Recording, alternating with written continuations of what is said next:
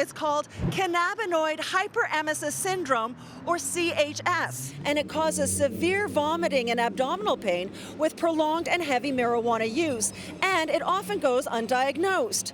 As the Canadian government prepares to legalize pot in just a few months, and as the drug gets stronger and more of these dispensaries pop up, there's concern that we will see more and more cases of CHS. As cannabis use becomes more prevalent and more chronic, we are likely to see more cases over time. Is that a concern for you? Well, it is a concern because people are quite uncomfortable with it and they can get quite sick with it, with fluid imbalances and dehydration. So it is something that needs to be recognized. It does require medical attention. Dr. Glenn Bandiera is the chief of emergency medicine at St. Mike's and says they see about 3 or 4 cases come into the ER a month, but there may be more that are not recognized as CHS. I think there is a great degree of unfamiliarity. Dr. Bandiera says it's important to raise awareness that this can be a side effect of chronic marijuana use. Jody Emery is a former dispensary owner and is very well versed in the effects of cannabis. She says it's paradoxical because people often use cannabis as a treatment for nausea. And she continues to firmly believe the health benefits outweigh any negative effects. She has heard of only one person who has had this severe reaction of nausea or vomiting, but it didn't happen after smoking pot.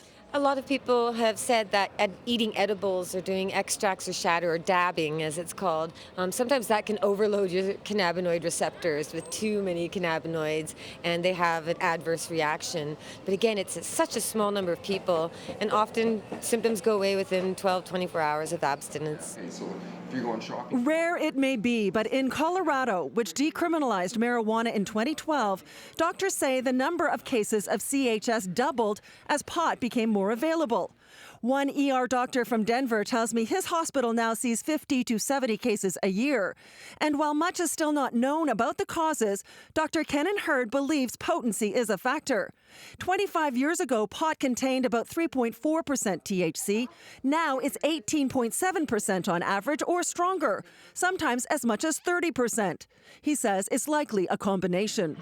Smoking that big. Now in Colorado, I mean, I can look across the street literally, and I'm looking at a marijuana dispensary right now as I'm driving home.